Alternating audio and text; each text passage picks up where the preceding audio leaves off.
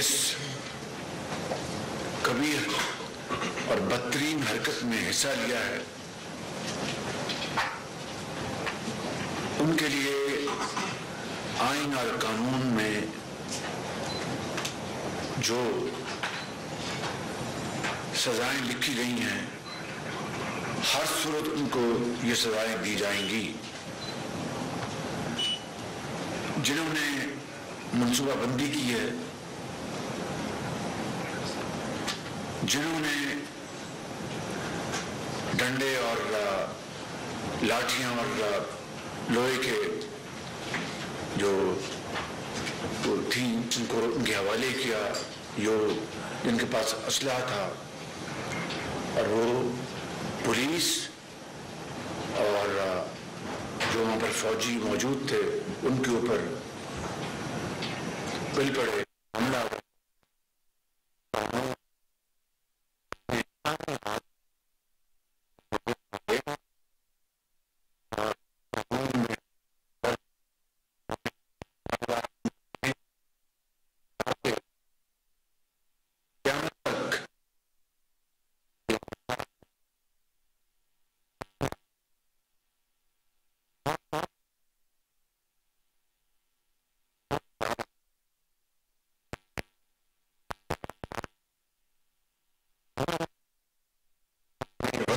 حفاظت کی خاطر، چاہے وہ دہشت گرد ہوں، چاہے کوئی پاکستان کا دشمن ہو، ان کو شکست دینے کے لیے ہر وقت اپنی جان ہتھیلی پر رکھ کر ان کا خاتمہ کرنے کے لیے 24 گھنٹے تیار رہتے ہیں۔ ان کے خلاف جنہوں نے چاہے 65 کی جنگ ہو یا دہشت گردی کے واقعات ہوں، دہشت گردی کا کس طرح خاتمہ کیا گیا، 80,000 پاکستانیوں نے اپنی جانوں کا نذرانہ پیش کیا، جن میں افواج پاکستان کے افسر، ان کے سپاہی، ان کے خاندان کے افراد، police, law enforcing agencies, paramilitary forces, انتظامیہ، تاجر، مائیں، بیٹے، ڈاکٹرز، انجینئرز، تاجر، معاشرے کے ہر فرد نے اس میں حصہ ڈالا، تب جا کر یہ دہشت گردی کا اژدہا کا سر کچلا گیا۔ پھر دوبارہ اس نے حالیہ وقتوں میں سر اٹھایا ہے،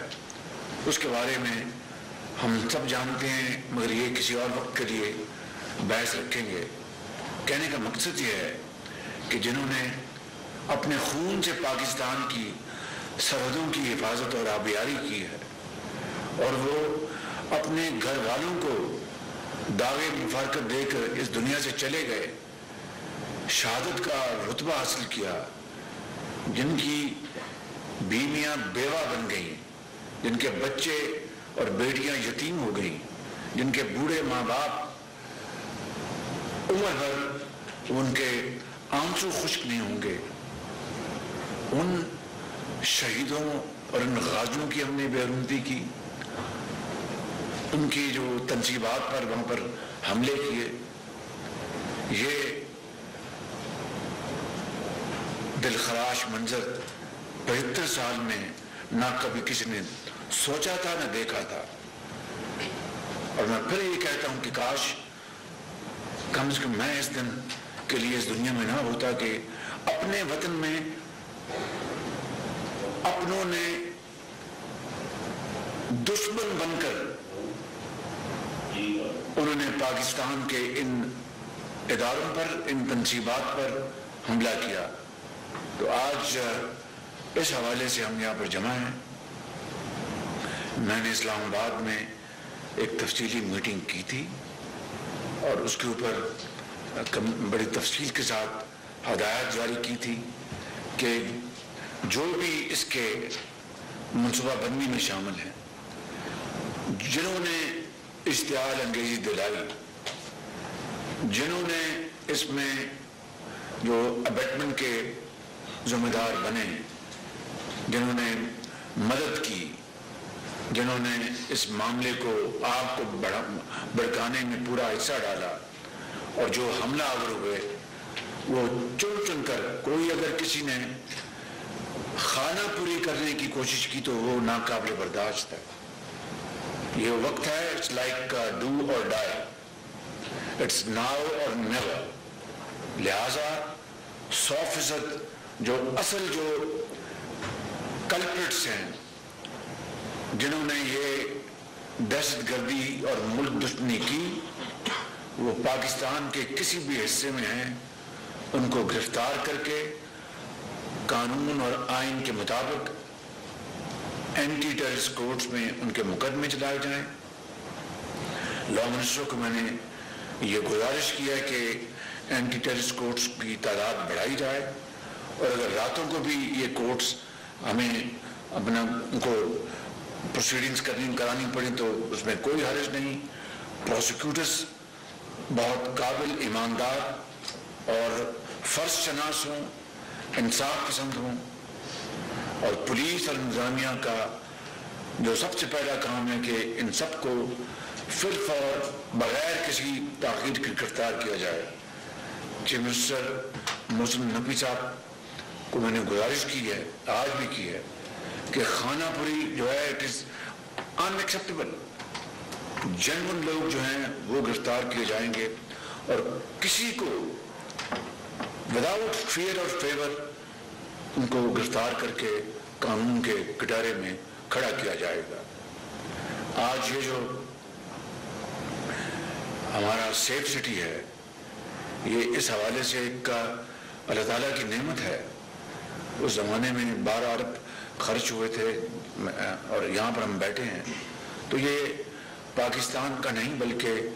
جنوبی ایشیا کا یہ بہت جدید ترین اور سب سے بڑا یہ انسٹیٹیوشن بنایا گیا، بڑی محنت سے اس وقت میاں محمد نواز شریف کی لیڈرشپ میں۔ حکومت پنجاب، جہاں پر میں یہاں پر خادم تھا پنجاب کا، اور رانا ثناء اللہ یہاں کے لا منسٹر تھے، اور تمام سیاسی اور پولیس کے افسران نے اور انتظامی افسران نے مل کر اس منصوبہ کو مکمل کیا، دن رات اس کے اوپر کام کیا۔ تو اس سیف سٹی کے ذریعے آپ کو ہر چیز مہیا ہونی چاہیے، مگر جس کا مجھے ابھی بتایا گیا کہ پچھلے 5 سالوں میں اس کے کیمرے خراب ہو گئے 50%، 60%، 40%، خدا جانے کون سی فگر صحیح ہے، تو یہ بڑے دکھ کی بات ہے، یہ بڑی تکلیف دہ بات ہے کہ آج وہ سیف سٹی جو کہ سیفٹی اور پروٹیکشن مہیا کرنے کے لیے بنایا گیا تھا اپنے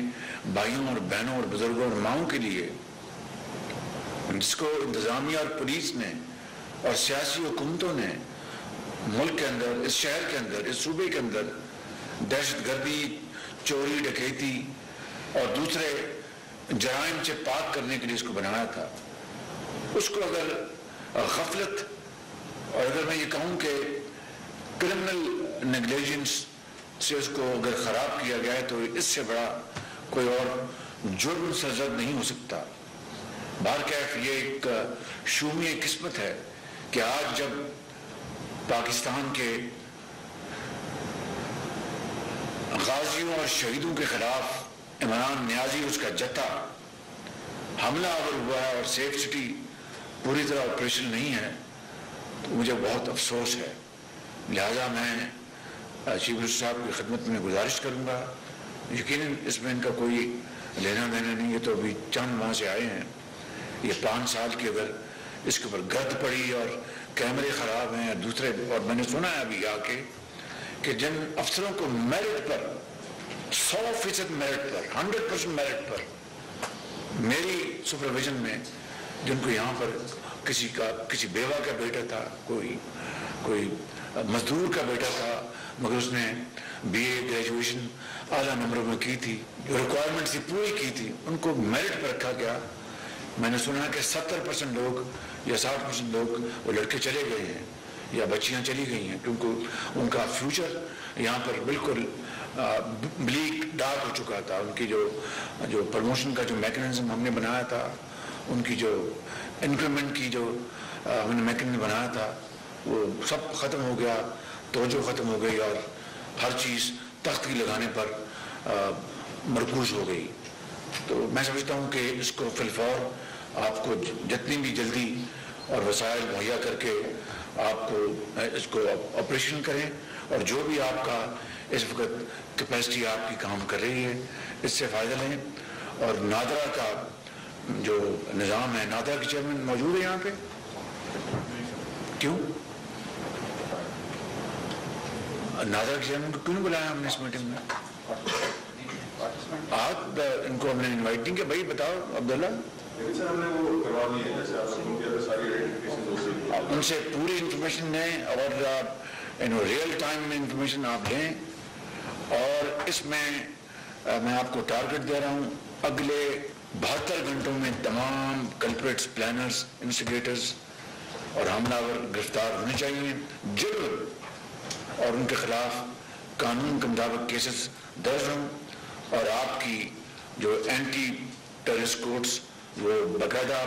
کام شروع کر دیں. اور اس کے لیے میں نے لا منسٹر کو پھر میں گزارش کروں گا یہاں پر آپ سب کے سامنے کہ اس میں 1 سیکنڈ کی بھی تاخیر نہیں ہونی چاہیے. جتنی بھی کورٹس چاہیے ان کو مہیا کریں تاکہ وہ راؤنڈ دا کلاک کام کریں اور ایک مثال بن جائے رہتی دنیا تک کہ کبھی دوبارہ قیامت تک کوئی دہشت گرد، کوئی دشمن پاکستان کے ان اداروں کی طرف میلی آنکھ سے نہیں دیکھ سکے گا. تو مہربانی کر کے اس میں اب تاخیر نہیں ہونی چاہیے. اور ان الفاظ کے ساتھ میں آپ سب کا شکریہ ادا کرتا ہوں. وزیر اعظم محمد شہباز شریف کی پاکستان سیف سٹی اتھارٹی کے دورے کے موقع پر گفتگو آپ ملاحظہ کر رہے تھے. انہوں نے